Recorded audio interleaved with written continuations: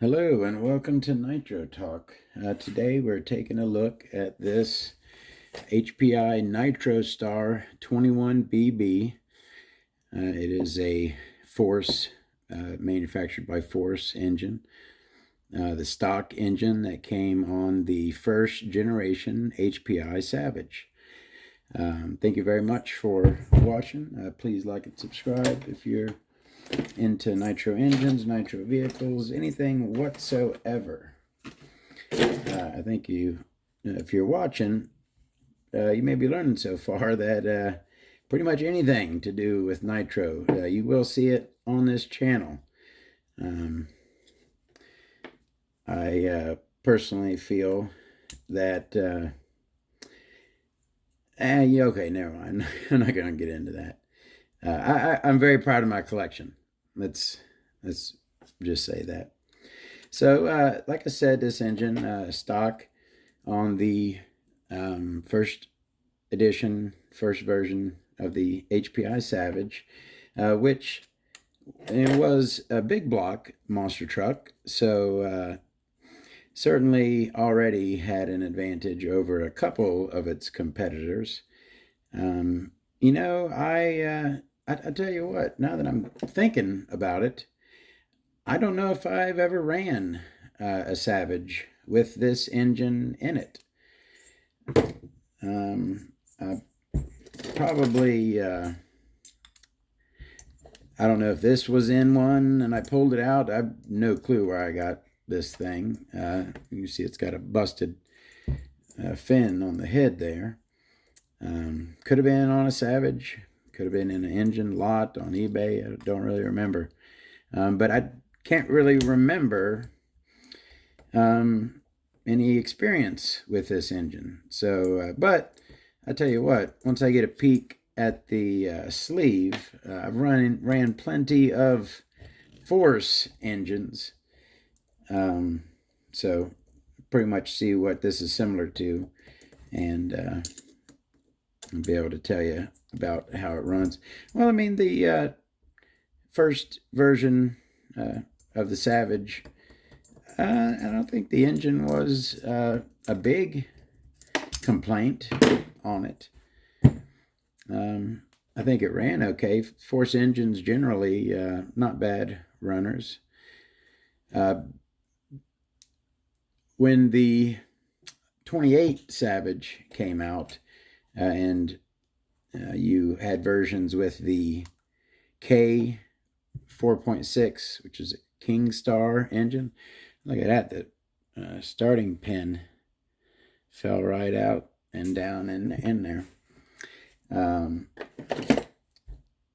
So you in the 28 Savage, you could either have the K 4.6 or the F 4.6, King Star or Force.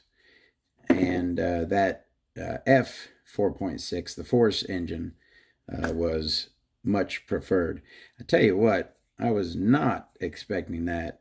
These Force engines generally, the sleeves are stickier than SH based engines in general. This thing's coming apart pretty easily. I like the silicone boots on these. Other people were doing them back then. It's not like they were the first, but they were certainly an early adopter of the silicone boot on the carburetor. Missing its, I'm not sure if this had a plate there. Again, not a whole lot of experience with this engine. And it's got a carburetor gasket on it. Might as well take that off. All right, so we got everything here.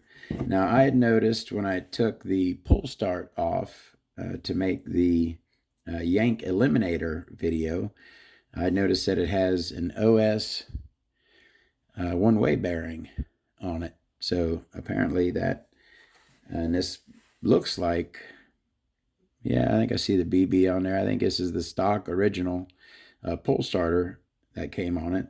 So yeah, that OS one way apparently works just fine in place of the original. Go ahead and look at this crankcase first, and the metal there almost it's kind of dark. I don't really know why I pointed that out, but it does. No O-ring set down into the throat. Just very little 97, 99 looks like it says on that front bearing. Of course, a standard steel in the rear. Nothing. Now that's one thing I can say. This Force crankcase, a lot of different engines will have this 3.5 here, and then they just have a different for whatever other manufacturer they made it for, or their own. It has that up here instead of 21 HPI, but a lot of different engines have this bottom section with the 3.5 here. And that's about it for that. I mean, it's Force. They did decent work.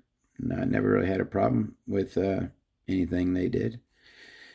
Like I have said many, many times over and over again, and this does have an O-ring set into it, so this engine is perfect for the Yank Eliminator.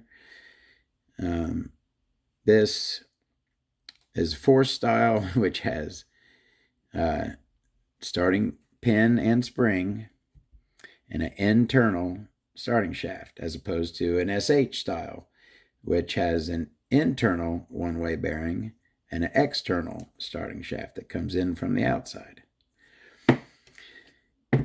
We got that back plate. We'll go ahead and look at it. Yeah, you see, so that more like that is what color I'm expecting, the aluminum to be. Sorry, that color right there, but it's like this, I don't know, some water got to it or something. It just looks kind of discolored. A lot of the metal on this. Like I said, O-ring set into it, O-ring set into the rear as well to seal and set up off from the back plate a little bit. Nice chunk of aluminum. We'll go ahead and look at that pull start, which someone has, and that is, what is that? It's not a piece of antenna tube like I originally thought. It's got the lines in it. What is that? I can't remember exactly what that is, but it's something in particular.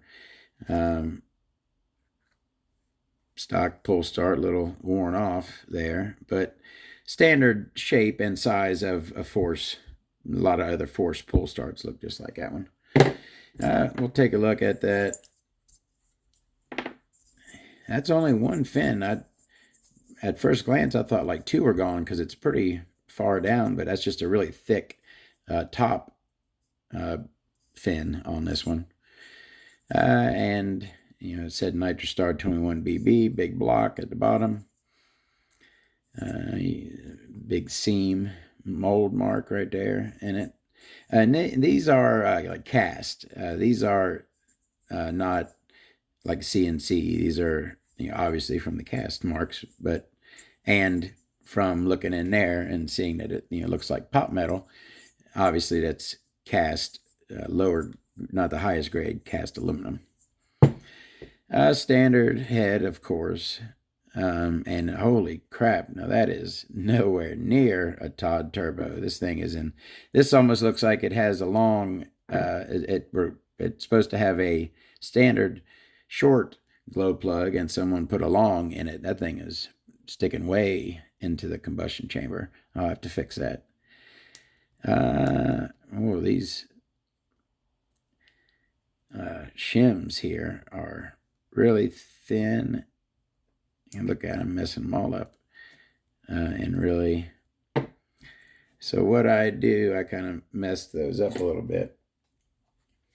I'll just take something flat, and I'll take something else that's flat, like yay. Yeah, do it one at a time. I'll just kind of put them back nice and flat again, how they're supposed to be.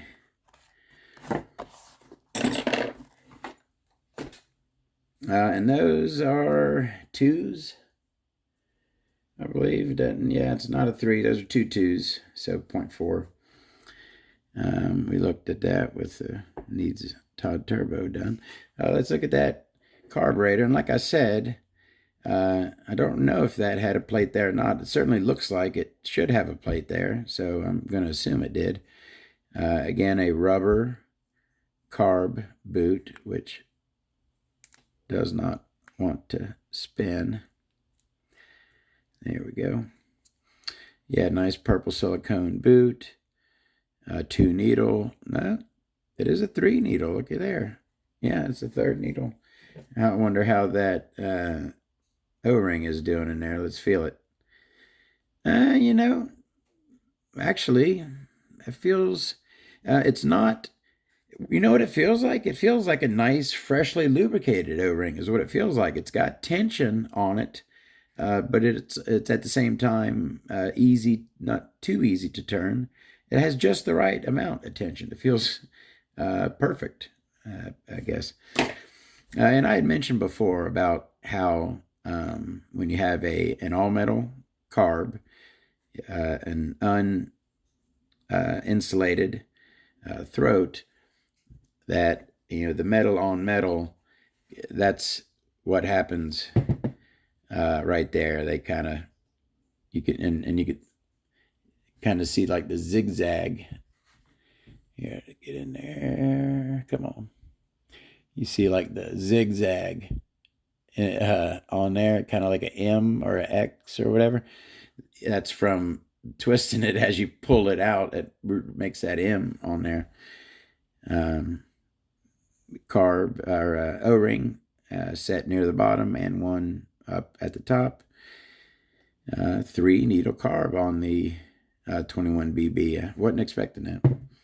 Again, that's your starting pin and spring that go into the end of your crank there. You know, since I got the crank in my hand, let's go ahead and look at that. And hey, looks pretty good. Got a nice fang, opened up a little bit, and nice shark tooth on our leading edge there. Pretty much all the goodies, no slug or of anything, but we weren't expecting that.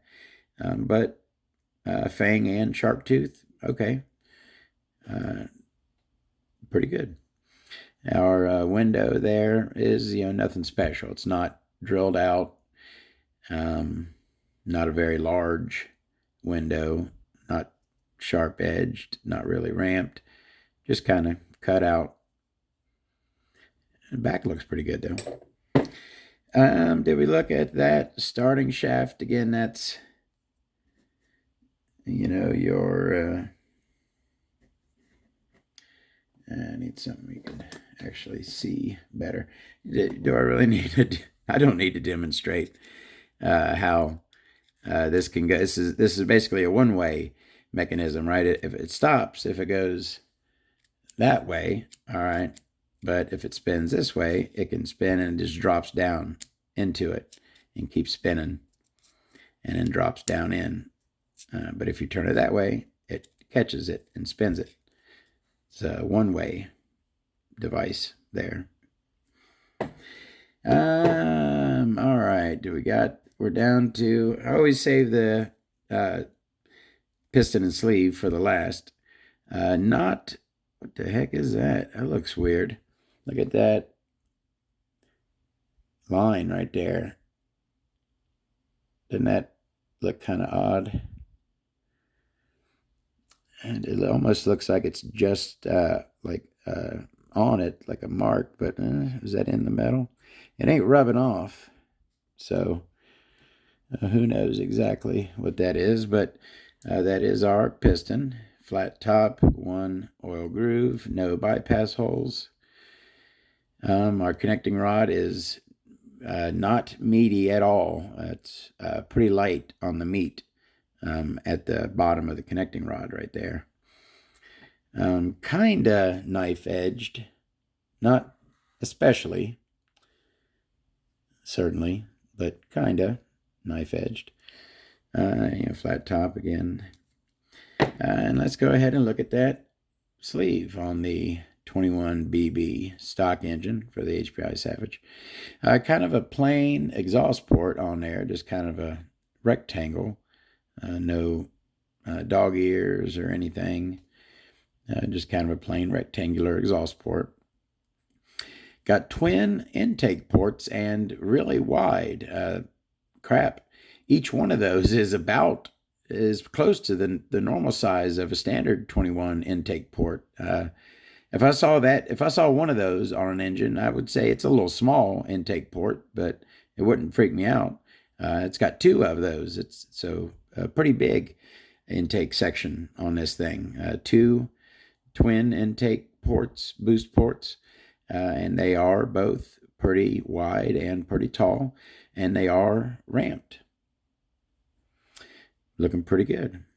And then now there's where we could do some work. And I'm sure now there is a famous article. I don't know how famous it is, but it's a very popular article in RC Car Action where they did a port job on the 25, the HPI 25, the stock engine in the second edition of the HPI Savage, the Savage 25. The 25 engine in that they did an article where they showed how to do a port job on that 25 engine. So a lot of those 25s have been ported because of that article. But I'm looking at this thing here, and this thing is just begging for a fang and a nice little ramp on your Shirley ports, your side ports there. They are like the exhaust port, just rectangles, not ramped, no fang, just kind of plain. Our intakes there are nicely ramped, but no love for our Schnurley ports. So, yeah, you know what? I've been thinking about doing a Todd's hand Dremel port job video. This would be a good contestant for that. This is, it's got you a nice line. That black line right there is the back edge of your fang. It should line up with that. Yeah, this is a perfect candidate for showing my port work, which, as I've said a few times, and again, I don't mess with timing. I'm not that advanced. All I do is ramp and fang. But I might not do, here's what I've said before, I might not do the best work, but it's smooth. I go the extra step, and my work is smooth when it's done. I have a picture of my first main. I did some practice on bad sleeves before that, but I had actually took a brand new SH28 3-port and did a port job on it, which I have some nice high definition pictures of that I had shown on the Facebook groups, and got some pretty good attention. So maybe I will do a port video where I do some dremeling on a sleeve, and I'll show those pictures of that one that I did. If anyone's interested, let me know. So that's our sleeve. Not, kind of underwhelming. Got a very nice intake situation. Huge, twin, ramped, but then everything else is just kind of bleh. But, like I said, I don't remember hearing that this thing was short on power. I think it was a decent big block. Anyways, thank you very, very much for watching. We will be back with tons more engines, cars, nitro stuff, all kinds. Thank you very, very much for watching. We'll have another video out very soon. We'll see you then. Thank you.